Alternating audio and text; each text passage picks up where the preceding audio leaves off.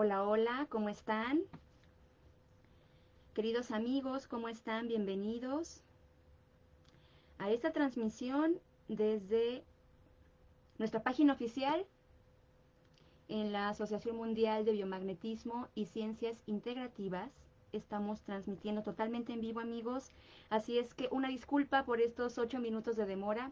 Tuve algunos problemas por aquí con un documento, pero compartan, porque el día de hoy vamos a tener un tema muy importante para todos los terapeutas, un tema que es de suma importancia para cualquier persona que esté en esta práctica del biomagnetismo y en general de la medicina alternativa. Así es que por favor díganme si ustedes, si me escuchan primero, díganme si ven la pantalla, tendrían que estar viendo una presentación en PowerPoint.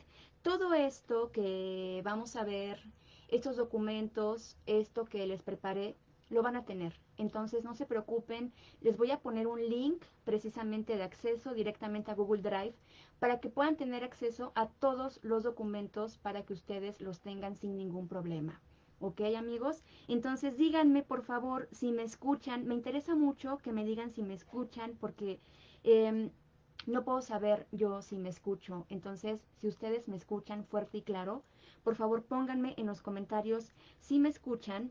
Y pues bueno, bienvenidos a todos. Compartan esta información, por favor, compartan este video. A toda la gente que se está conectando, Tere, Silvia, Angélica, José Rodolfo, Gaby, Pili ya me dijo que sí me escucha. Perfecto. Entonces vamos a empezar con este tema que es uno de los temas que, bueno, a todos como terapeutas nos compete, no solamente por la importancia en el momento de ejercer, sino que también para protegernos legalmente y de qué forma yo puedo ejercer ciertas acciones legales en caso de que me pueda llegar a pasar a mí.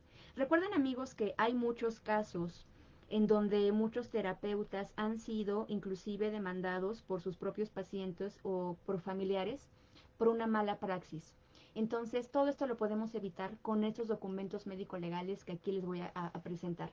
Este tema, chicos, es un tema muy largo, realmente es un tema muy largo, es un tema muy tedioso, pero que quise hacerlo de una forma resumida para que ustedes puedan tener la noción básica de cómo protegernos legalmente y qué hacer en el momento de atender a una persona.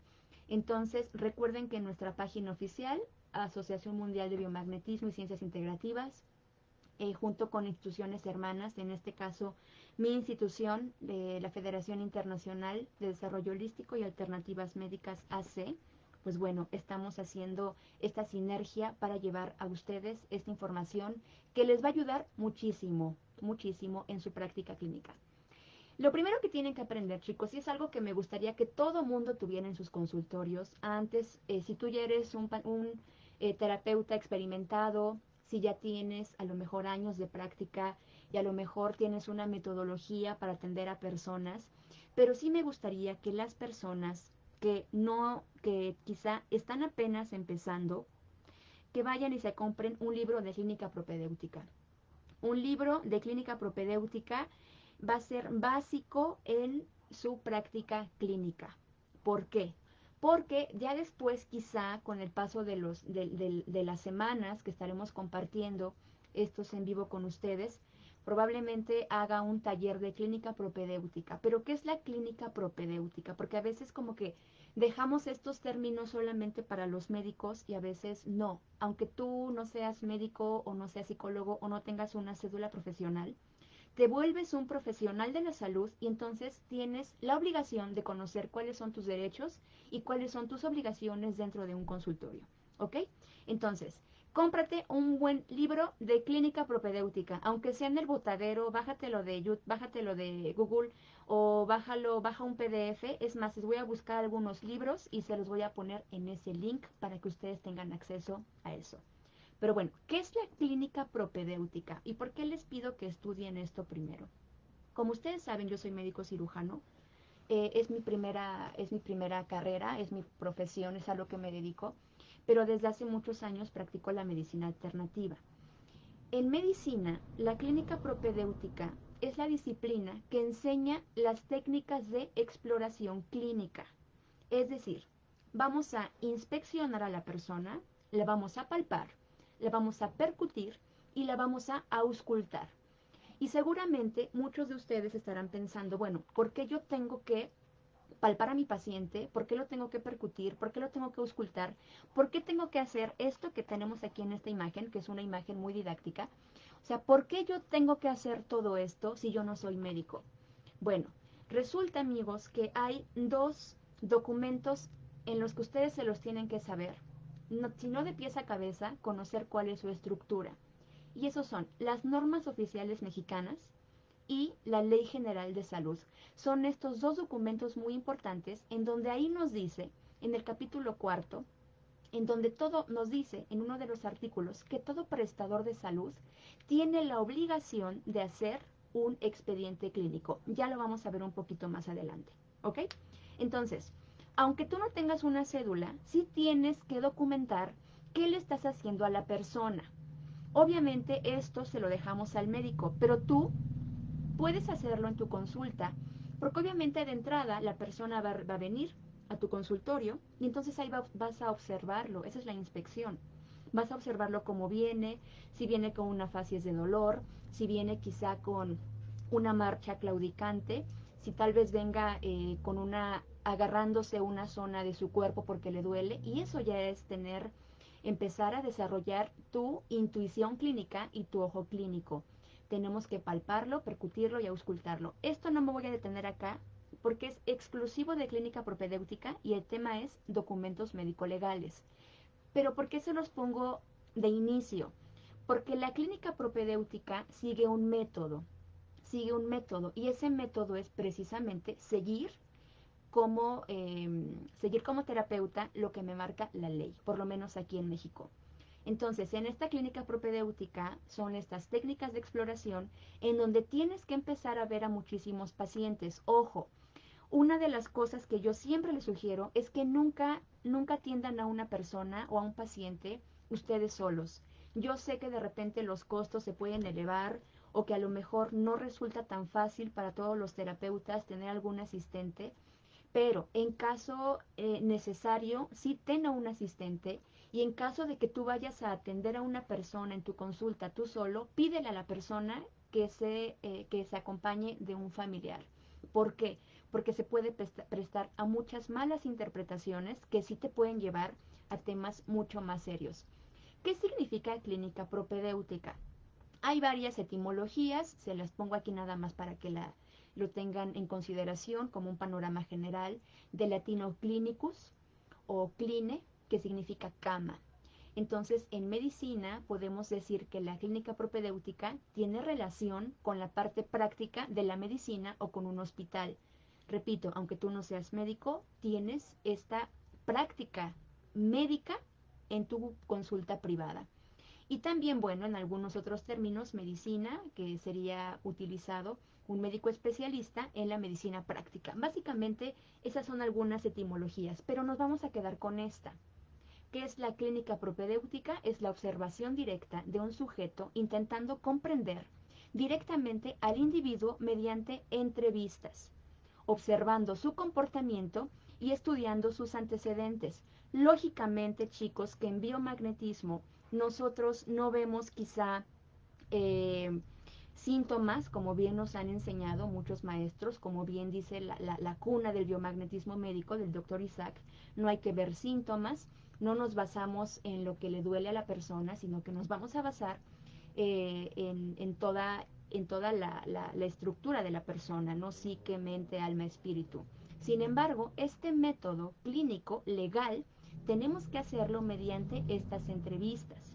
Por eso es muy importante que a la persona le hagamos este interrogatorio clínico para poder saber en qué más puedo ayudar y no solamente enfocarme en el área de conflicto que tiene la persona, ¿no? Y también muy importante estudiar sus antecedentes. Ya vamos a ver la estructura de la historia clínica.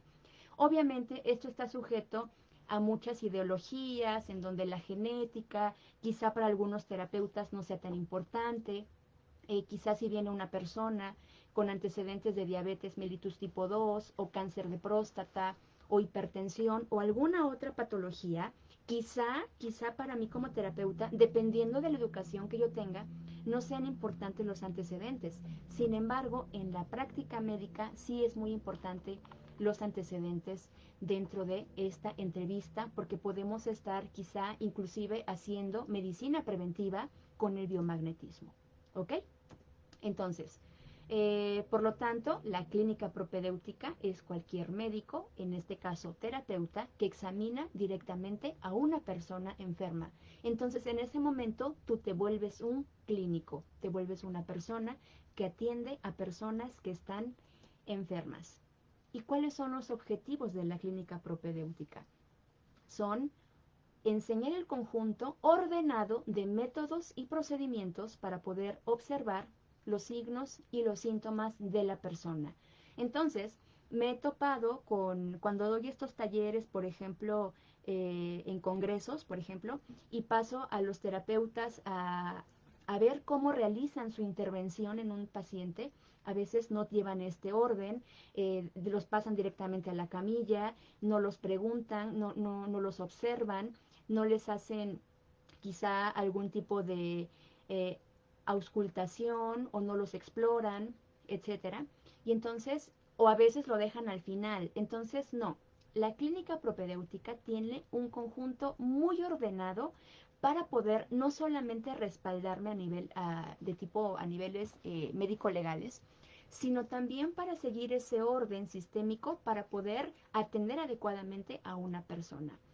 En la clínica propedéutica se enseña a inspeccionar, reconocer y clasificar los síntomas. Repito, aunque yo no me base en los síntomas, es muy importante preguntarle cuáles son ellos y cuáles son los signos más relevantes y de los irrelevantes antes de formular un diagnóstico. Obviamente nosotros no hacemos diagnóstico, pero claro que me puede llevar a una comprensión muchísimo más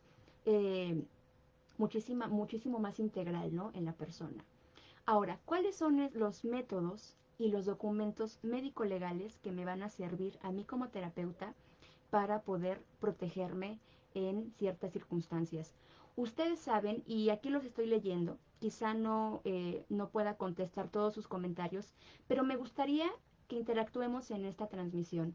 ¿Ustedes saben de algún terapeuta que haya sido demandado por pacientes, por familiares o por algún médico o por alguna otra persona cuando ustedes han atendido o algún familiar o algún conocido, perdón, que haya sido demandado por practicar el biomagnetismo? Necesito que por favor me lo pongan aquí en los comentarios. Si ustedes saben de casos, yo sí sé de casos, yo sí sé de personas que han hecho práctica biomagnética o de biomagnetismo y sí han sido sancionados legalmente precisamente porque se les ha demandado por usurpación de identidad. Y ahorita les voy a explicar por qué.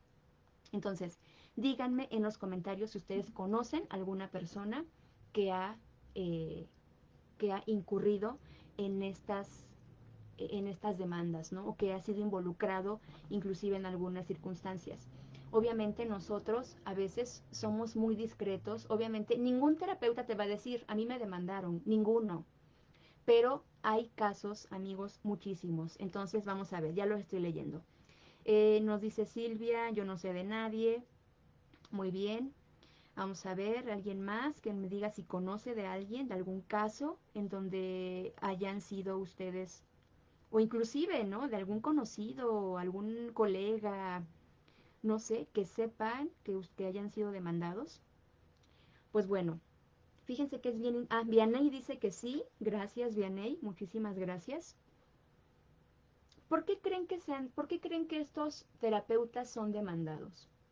Eh, la principal causa es porque en las escuelas a donde estudian no se les da la base legal. Y eso es un error garrafal, ¿sale?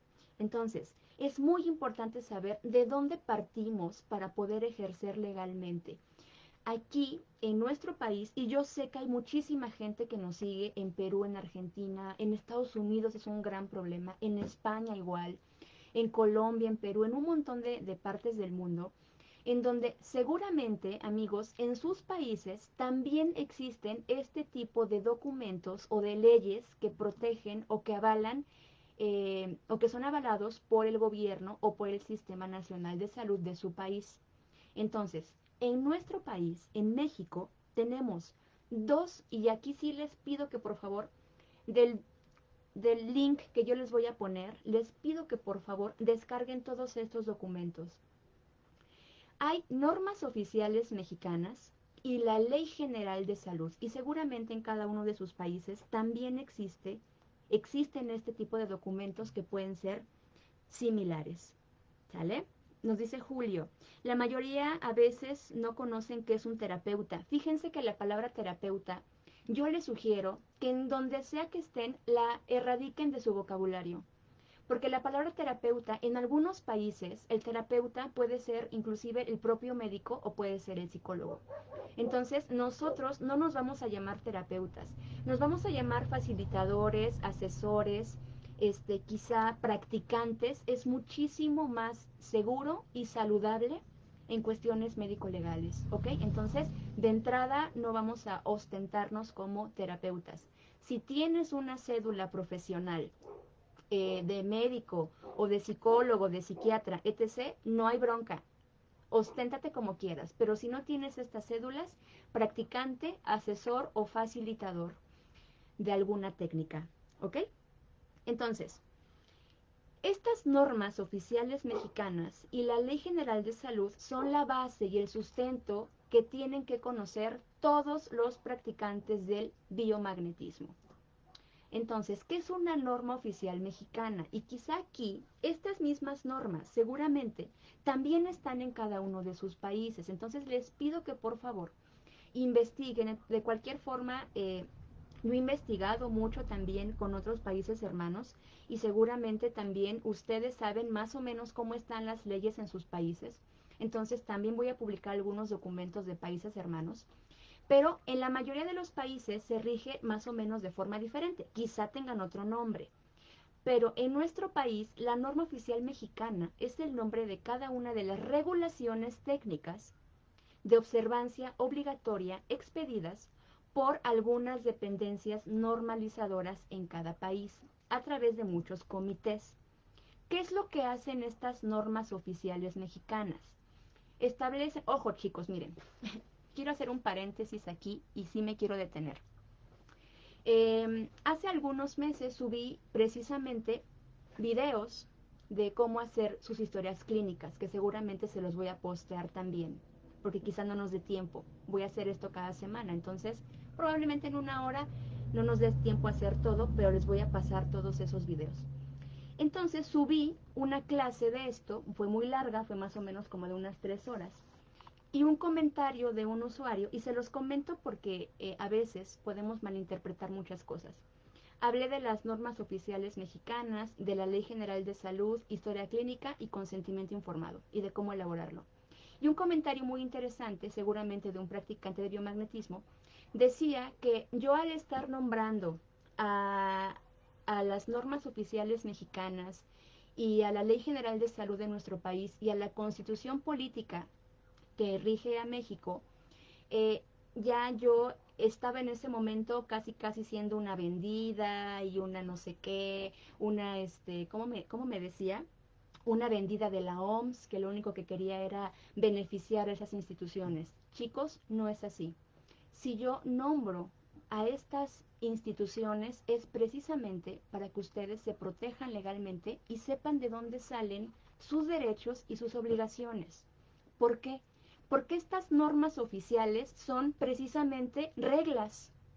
¿Qué hacen? Establecen atributos, características, procesos, sistemas, servicios o métodos. Es decir, estas normas te dicen cómo hacerlo, qué método hacer y también qué embalaje, qué etiquetado. Es decir, dependiendo del tipo de norma oficial mexicana que aplique para un producto, para un servicio, aplican estas normas oficiales mexicanas.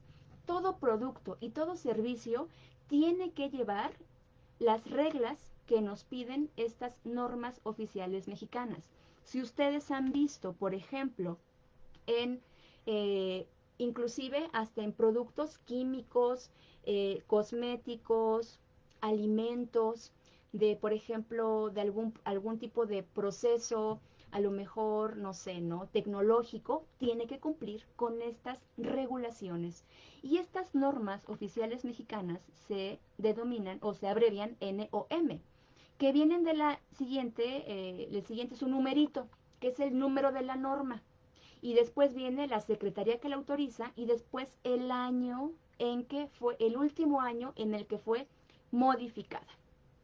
Ahora, ¿quiénes son las dependencias normalizadoras de estas normas? De estas normas, perdón. Hay un montón de dependencias que normalizan, que proponen estas normas.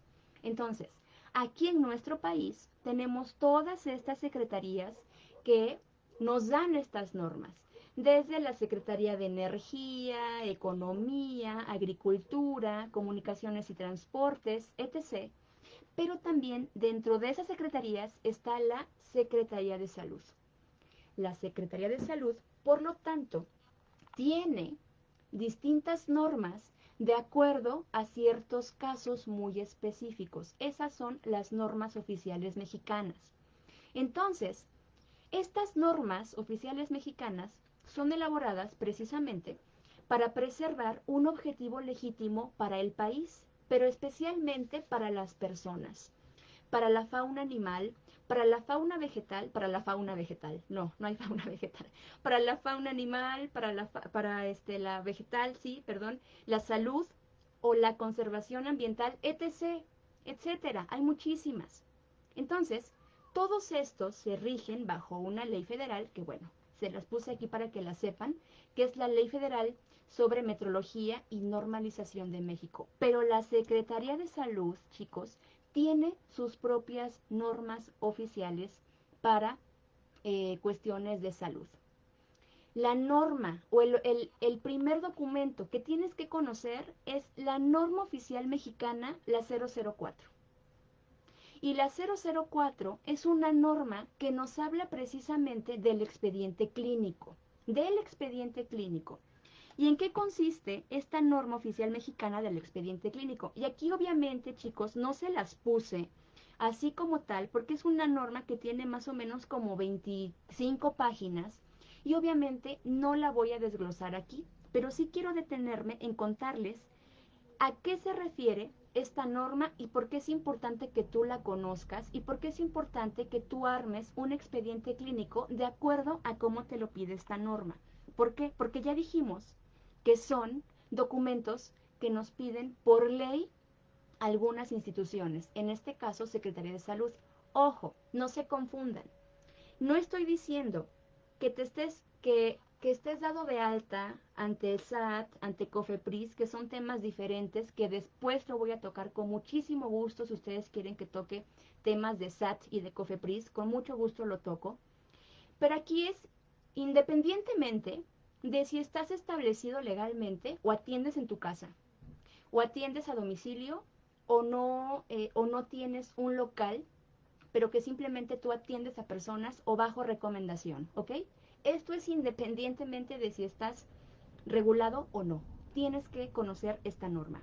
Y entonces, esta norma oficial mexicana del expediente clínico, que se las voy a dejar, aquí no se las puse porque obviamente es muy larga, son más de 23 páginas, pero se las voy a dejar aquí. Pero aquí nos dice, en la norma oficial mexicana 004 del expediente clínico, nos dice que tenemos nosotros que elaborar una historia clínica para poder armar todo ese expediente clínico. Entonces, ¿en qué consiste esta norma? Aquí, bueno, ya cuando ustedes la vean, la van a conocer, pero tiene ahí un índice que va desde referencias, definiciones, generalidades, qué hacer con el expediente clínico en la consulta general, en la consulta de especialidad. Ojo, lógicamente que estas normas están diseñadas para el personal de salud. Sin embargo, esta norma oficial mexicana nos habla precisamente de cómo nosotros debemos de realizar esa metodología en la clínica propedéutica. O sea, ¿qué pasos debo seguir? ¿Cómo hacerlo? ¿Qué guía seguir para poder al final tener tu expediente clínico? Porque, seas o no médico, si atiendes a una persona, tienes la obligación de hacer tu historia clínica. Y esa historia clínica, aquí viene lo que debe de tener. Tiene que tener, para empezar, como tal, la entrevista, es decir, el interrogatorio. Les voy a dejar también un documento de qué tiene que hacer, porque esto sería muy largo. Tiene que tener también la exploración física. ¿Ahí qué viene? Bueno, en el interrogatorio, chicos, tiene una metodología, ¿ok? Tiene una metodología que con todo gusto después se las enseño, pero para no hacer tan largo este video, esta clase. Que viene desde, viene un orden, por ejemplo, se los digo más o menos a grandes rasgos, la ficha de identificación, antecedentes personales patológicos, antecedentes personales no patológicos, antecedentes ginecobstétricos en el caso de las mujeres, viene también, por ejemplo, el padecimiento actual y vaya, es una metodología muy ordenada, ¿no? Pero, por ejemplo, en la exploración física, yo siempre les digo, tengan en su consultorio, le vamos a llamar consultorio a su lugar de terapias, ¿ok?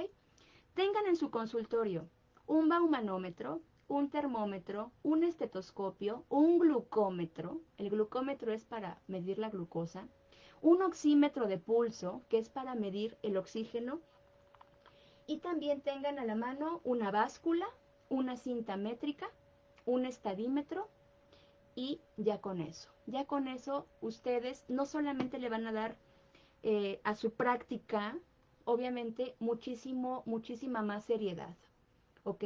Sino que también ustedes van a aprender a explorar a una persona. Entonces tengo que tener mi baumanómetro, tengo que aprender a medir la presión arterial.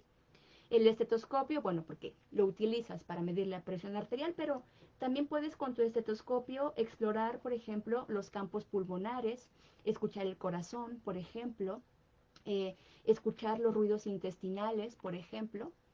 Un termómetro para medir la temperatura, lógicamente un glucómetro es vital, principalmente si atiendes a pacientes diabéticos, es muy importante esto. Ya después les contaré una experiencia bien interesante que tuve con un paciente en la consulta privada y a partir de ahí tengo que tener mi glucómetro porque no sabes si la persona está desarrollando algunas crisis, por ejemplo, como hipoglucemias y se ponen muy graves los pacientes. Una cinta métrica, ¿para qué? Para medir, por ejemplo, valorar datos de riesgo, por ejemplo, de, no sé, obesidad, por ejemplo, mides la circunferencia abdominal, por ejemplo. Si acaso tú eres médico, bueno, la cinta métrica la utilizamos para medir el fondo de útero en una paciente embarazada, por ejemplo, o si es un pacientito pediátrico, bueno, pues para medirlo, etc. También tienes que tener tu oxímetro de pulso, principalmente porque si atiendes a personas que están pasando por alguna situación como la que todos sabemos con la pandemia, es importantísimo que tengas tu oxímetro de pulso, una báscula para pesarlo y para sacar el índice de masa corporal, por supuesto, y ya con eso haces tu exploración física.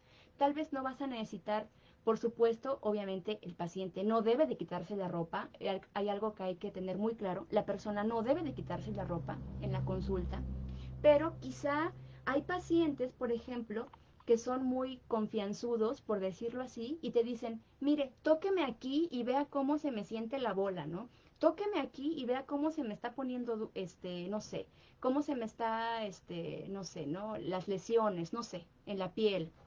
De preferencia, no.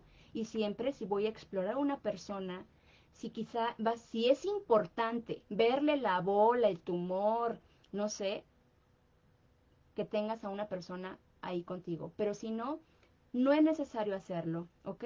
Basta con que le tomes sus signos vitales y pasa como exploración física. La mayoría de las personas van a llegar con resultados previos de estudios de laboratorio y gabinete, que también dentro de la temática de compartir aquí en la asociación con ustedes es enseñarles otras cosas. Entonces, obviamente, la mayoría de las personas viene con un montón de estudios que muchas veces no comprendemos. Entonces, vamos a tener un taller bien chiquito para ustedes de interpretación de estudios de laboratorio. ¿Les parece bien? Pero la persona llega con todo eso, bueno, eso también lo tienes que meter en tu expediente clínico. Esto no nos toca a nosotros ni hacer diagnóstico, ni hacer un pronóstico, y mucho menos dar indicaciones médicas o que le tengas que dar una receta. Esto nosotros no lo hacemos.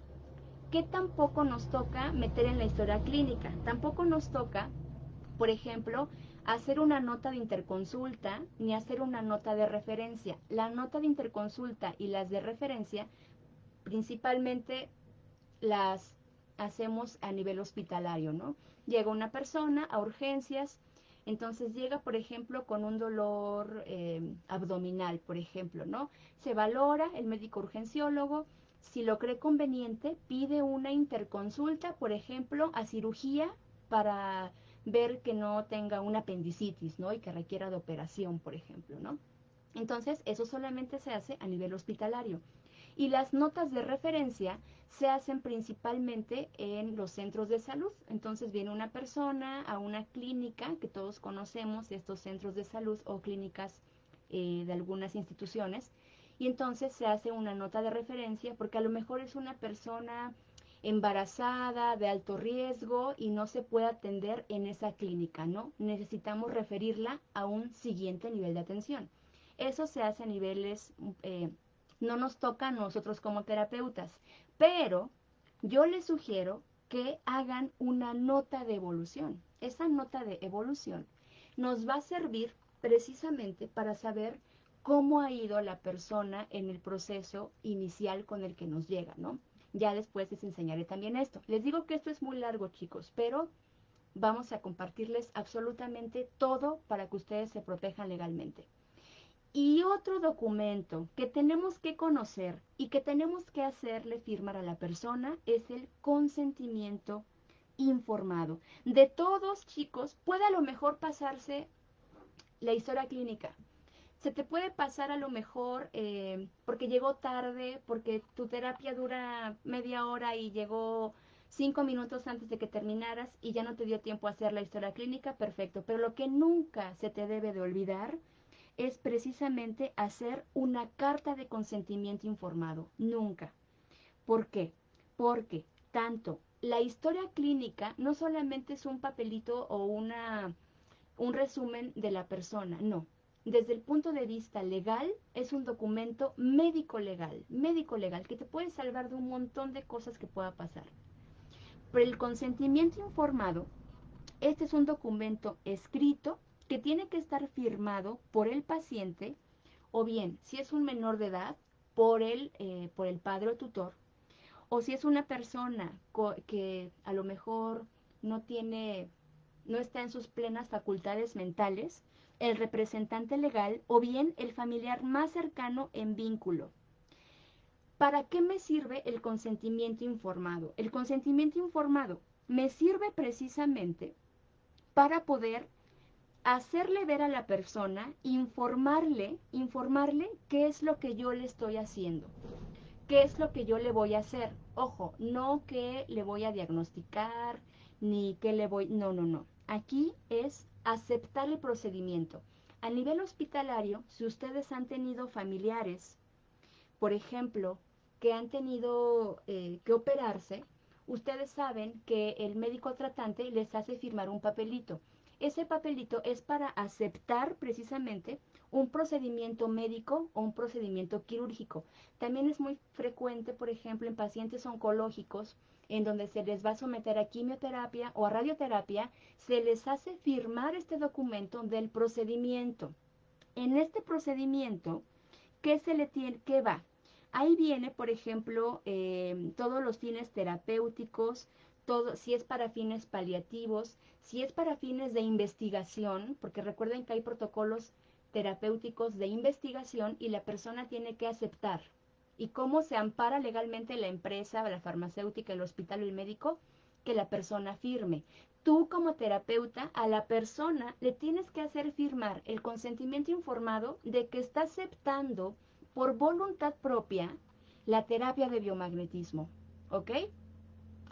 Y también, obviamente, en el consentimiento informado tienes que, yo les voy a poner un modelo de consentimiento informado, ahorita se los voy a poner, pero tienen que firmarlo. Y si la persona, porque hay personas que de repente desconfían mucho y no quieren firmar ningún documento, yo te sugiero, y es lo que yo hago, y eso es algo sumamente confidencial, graba tus sesiones en tu reproductor de tu celular, en tu grabador de voz. ¿Por qué? Porque nunca sabes y guárdalas. Obviamente no las vas a andar divulgando, pero es una forma de protegerte cuando la persona no quiere firmar el consentimiento informado.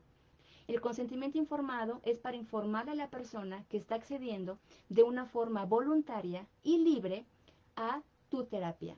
Y le estás informando cuáles son los posibles efectos de la terapia, que viene la crisis curativa, como ya muchos de ustedes lo saben, que probablemente pueda, que la terapia es precisamente con la finalidad de mejorar la calidad de vida, más no para curarla. Ahorita ya ustedes lo van a ver, ¿ok?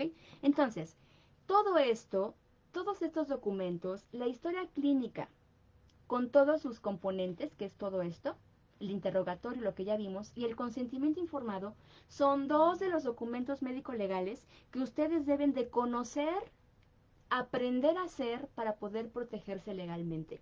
¿Y por qué es importante esto? Porque supongamos que viene a tu terapia, a tu consulta, a tu cabina de terapia, viene una persona, por ejemplo, con cáncer de colon en etapa 4, por decirlo así, ¿no? Se me ocurre un ejemplo. Y la persona ya viene, a lo mejor ya viene en un muy mal estado, ya viene muy enferma y a lo mejor inclusive hay terapeutas muy temerarios que se atreven a atenderlos, inclusive cuando ya están, por ejemplo, con alteraciones de la conciencia, o a lo mejor tú vas al domicilio de esta persona y entonces, bueno, ¿no? Al terapeuta como que nos gana mucho el corazón y queremos atenderlo y queremos actuar de buena fe y queremos hacer todo por la persona. Atiendes a esa persona y resulta que la persona trasciende, resulta que la persona se muere. Si tienes familiares, si los familiares de tu paciente que se murió son a lo mejor, pues bueno, comprendían el proceso, sabían que era inminente la pérdida, sabían que era una situación muy complicada, adelante. Pero si tienes familiares que son muy herméticos, que no creen en estas terapias, a la primera persona que van a culpar es a ti. Y ha habido casos efectivamente de personas que han muerto y que los familiares le han atribuido esa pérdida o ese fallecimiento, perdón, al terapeuta. Y el terapeuta es demandado. Entonces, ¿tú cómo te proteges? Que el familiar o la persona te firme el consentimiento informado, que te lo firme para que tú te puedas proteger. Entonces, si el día de mañana tú atiendes a una persona, aquí hablamos de una cosa muy catastrófica, o sea, si ya sería muy mala suerte que atiendas a una persona y se te muera. Bueno, hay terapeutas que sí les ha pasado, sí he conocido de colegas que sí han tenido esta, esas experiencias, pero si te llega a pasar, protégete legalmente. A lo mejor no se muere la persona. Probablemente la persona, en lugar de mejorar, vino una crisis depurativa muy severa, que a lo mejor la persona tuvo que ir a dar al hospital. Y si los familiares o tu mismo paciente no sabía los posibles riesgos o las posibles reacciones de la terapia, entonces sí puedes meterte en un problema legal. Sí lo puedes, sí te puedes meter en un problema legal. Entonces, dale a firmar el consentimiento informado, que les voy a dejar, les digo, todos los documentos en un link. No se preocupen, ¿ok? Ahora, ¿de dónde sale todo esto?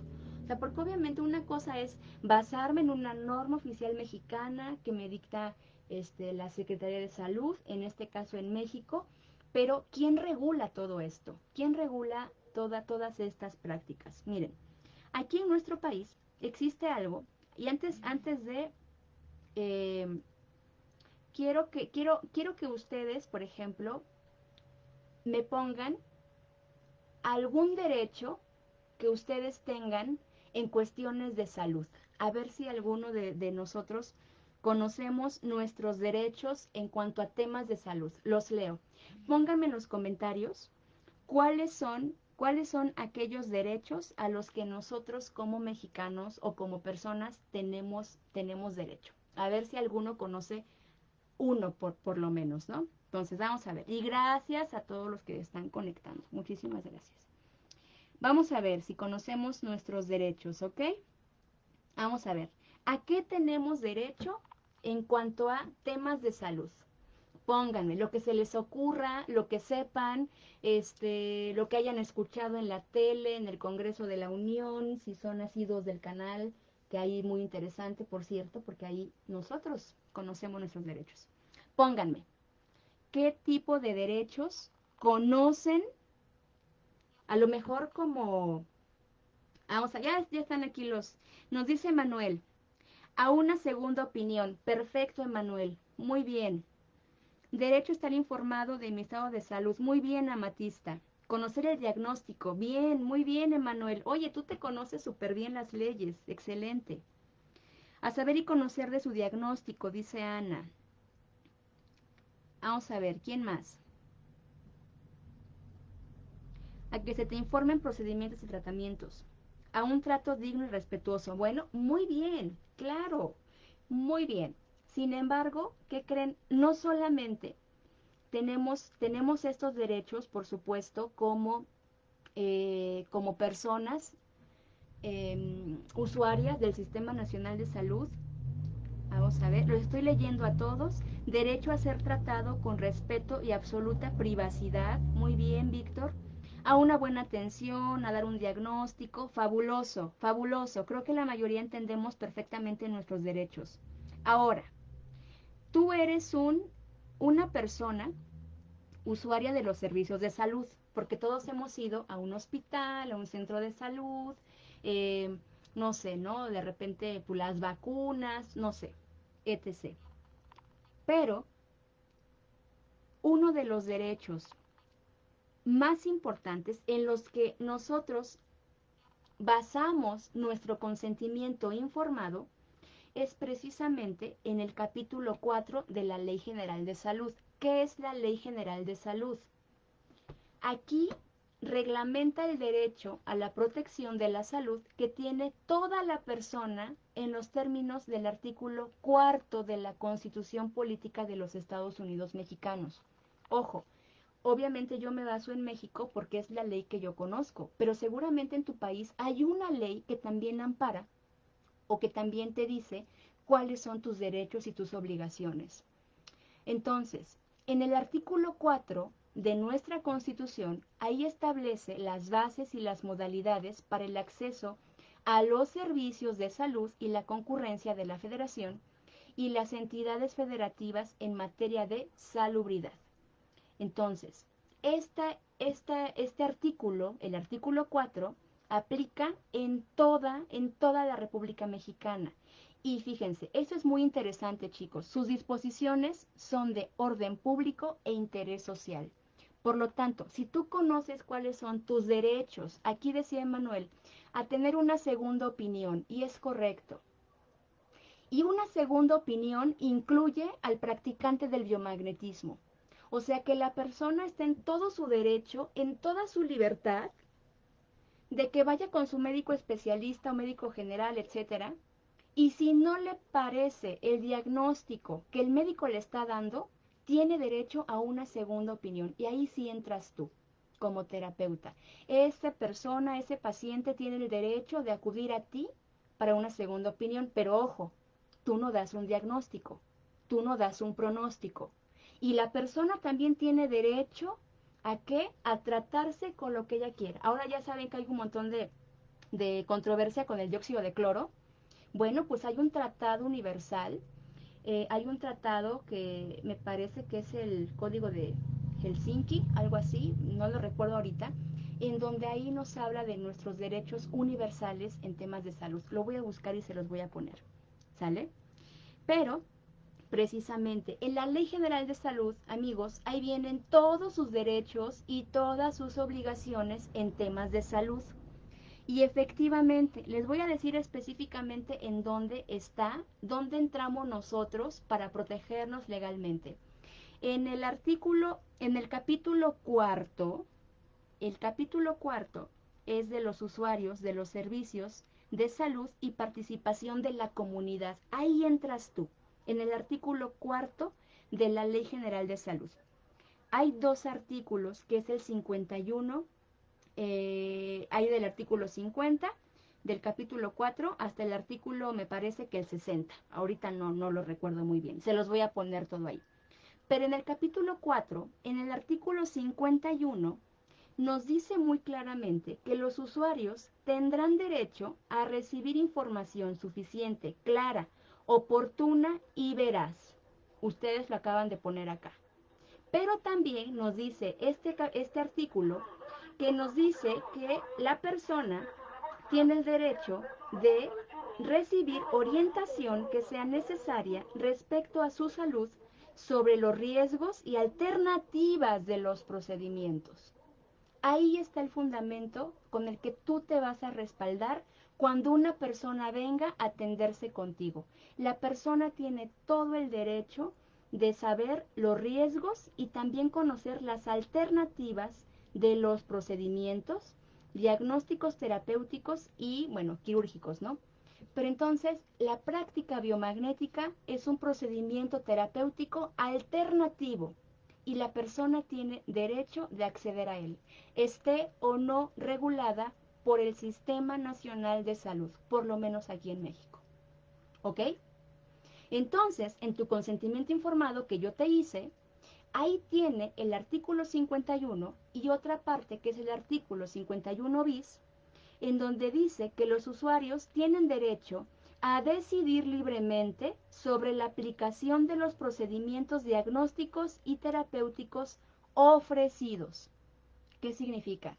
Que tomando en cuenta la Ley General de Salud, el artículo 4 de la Constitución Política de los Estados Unidos Mexicanos, legalmente podemos nosotros practicar el biomagnetismo de acuerdo a Constitución y por derecho, sí.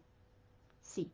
¿Por qué? Porque toda persona tiene derecho a decidir libremente sobre la aplicación de los procedimientos y diagnósticos y terapéuticos ofrecidos. Y aquí no habla, ¿eh? El artículo es muy claro y no te dice si debe o no estar regulada o estar aceptada por un sistema nacional de salud, perdón, por una medicina oficializada, ¿no? Como la acupuntura, como la homeopatía o como la quiropraxia o la herbolaria. No te lo dice. Entonces, en eso se está basando nuestra práctica y por lo tanto, nosotros como terapeutas sí podemos ofrecer esos servicios, ¿ok? Obviamente hay situaciones, chicos, en donde en casos, por ejemplo, de urgencia o que el usuario se encuentre en estado de incapacidad transitoria o permanente, por supuesto, ¿quién va a autorizar hacerle esos procedimientos? Pues claro que va a ser un representante legal, un familiar que lo acompañe, etc. Pero este artículo de la Ley General de Salud, el 51 y el 51 bis, nos habla de que nosotros tenemos derecho al mismo tiempo a recibir una segunda opinión. Y esa segunda opinión, claro que nos incluye a nosotros como terapeutas, ¿ok? Entonces, para que veamos lo importante que es conocer cuáles son nuestros derechos y cuáles son esos documentos médico-legales que me van a amparar. Entonces, me voy a regresar acá. La historia clínica, que tiene que tener un orden, que les voy a dejar aquí el documento. El consentimiento informado, que tiene un orden para que lo impriman y lo reproduzcan y se lo den a todos sus pacientes. ¿Y en dónde se sustenta todo esto? La historia clínica se sustenta en la norma oficial mexicana 004 del expediente clínico, que tienen que conocerla. Y también nos basamos en la Ley General de Salud. Si tú tienes estos dos documentos, tu historia clínica y tu consentimiento informado, con eso te proteges legalmente. ¿Por qué? Porque estás actuando conforme a norma, conforme a lo que te pide la ley. Hacer un expediente clínico con toda la metodología adecuada, pero también dándole a firmar el consentimiento informado, que tiene también una metodología para hacerlo que yo se los voy a poner, así nada más para que lo impriman, ¿ok? ¿Y de dónde sale eso de que yo puedo tener derecho a una segunda opinión, a decidir libremente sobre los tratamientos alternativos que hay, a que yo tengo derecho a una segunda opinión y que tengo que tener facilidades para acceder a estos tratamientos en la Ley General de Salud? ¿En dónde? En el capítulo 4, en el artículo 51 bis 1 y en el 51 bis 2.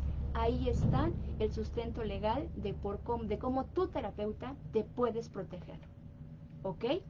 Entonces, ¿qué tarea tienen? De los documentos que yo les voy a subir, estudiarlos, darles una ojeada, subrayar lo que crean más conveniente y adecuarlos a la práctica que hagan. Esto obviamente está diseñado para, obviamente, un médico, a lo mejor un psicólogo, pero tú lo puedes adecuar a tu práctica. Si practicas homeopatía, acupuntura, masaje terapéutico, en todas las terapias hay un riesgo mínimo por el simple hecho de estar atendiendo a personas. ¿Ok, chicos? Entonces, obviamente esta información, así tal como está, se las voy a subir para que ustedes sepan cuáles son estos documentos médico-legales y cómo hacerlos. Ya el próximo lunes voy a presentarles a lo mejor algún otro tema muy interesante que sea de interés para todos ustedes, que principalmente nos lleven a una práctica clínica adecuada, legal, que no permitan que al terapeuta, por decirlo de alguna forma, ya dijimos que vamos a erradicar esa palabra terapeuta, para que nosotros como practicantes del biomagnetismo tengamos el mínimo riesgo legal de poder ejercer. Y también después, si quieren, pónganme aquí en los comentarios de qué temas quieren que tratemos, qué temas quieren que hablemos.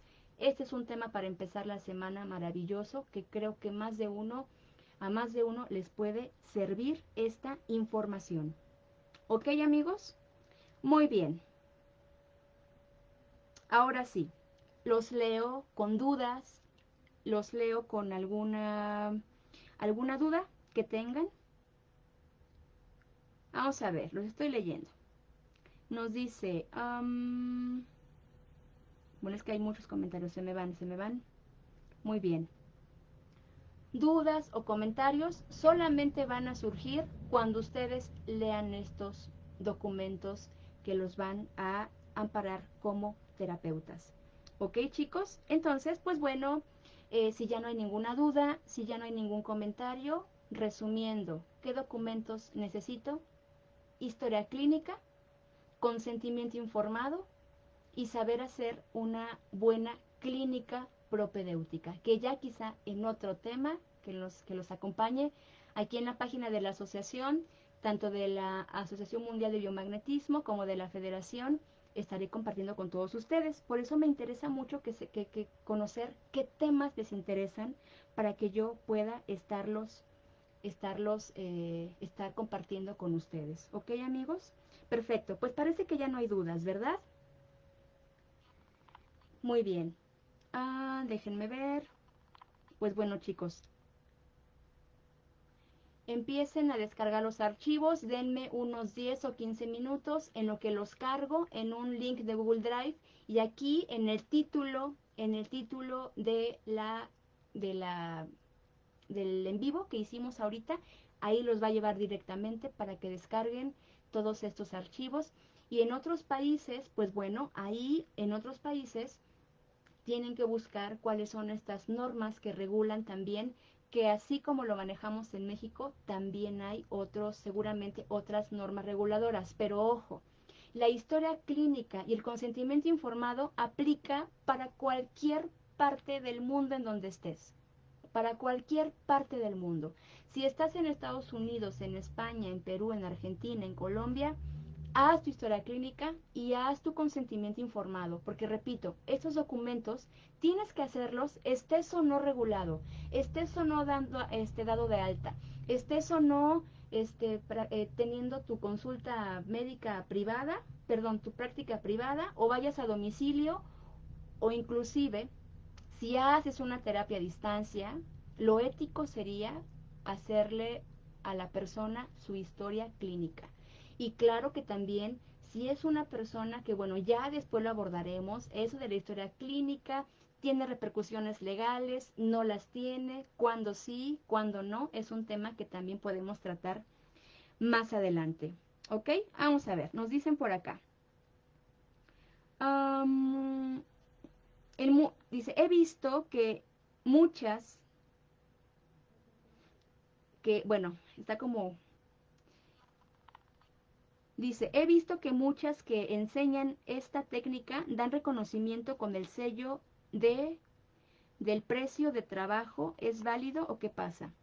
Bueno, después podemos hablar de constancias con valor curricular para que sepan cómo saber si su institución tiene un respaldo curricular que los puede hacer también tener acceso a una, no sé, ¿no? Inclusive hasta que les den trabajo, ¿no? En un hospital. Podemos hablar después de documentos con valor curricular, que es muy diferente de los médico-legales, ¿ok? Muy bien, chicos, me despido de ustedes, no quiero quitarles más su tiempo. Nos estaremos viendo tal vez el próximo lunes, igual más o menos a las 6 de la tarde. Compartan este video, den unos 15 o 20 minutos, les subo el link y descargan todos estos documentos para que ustedes empiecen a, a informarse sobre todos estos temas que son importantísimos para ustedes como terapeutas. Recuerden nuestras redes sociales. Aquí, bueno, les dejo mis datos. La federación es una institución que fundé hace algunos años, que también está a disposición de ustedes. Tenemos cursos gratuitos, tenemos un montón de cosas, información. Y bueno, ahí métanse a la página para que ustedes estén informados de todo lo que tenemos. 24 de octubre viene el Congreso de la Asociación Mundial de Biomagnetismo y Ciencias Integrativas. Recuerden que estamos haciendo equipo con un montón de maestros, Alejandro Lavín, Alonso Achaica, Abelino Hervás, José Luis Rebasa, César de Sanem, Carlos Zamora y su servidora haciendo esta labor para todos ustedes. Así es que les agradezco muchísimo, muchísimo por su tiempo y nos estamos viendo en un próximo video. Déjenme ver por acá si hay alguna duda más y si no, nos estaremos viendo en otro en vivo. Les mando un fuerte abrazo y que el gran espíritu creador los acompañe por siempre. Nos vemos. Adiós.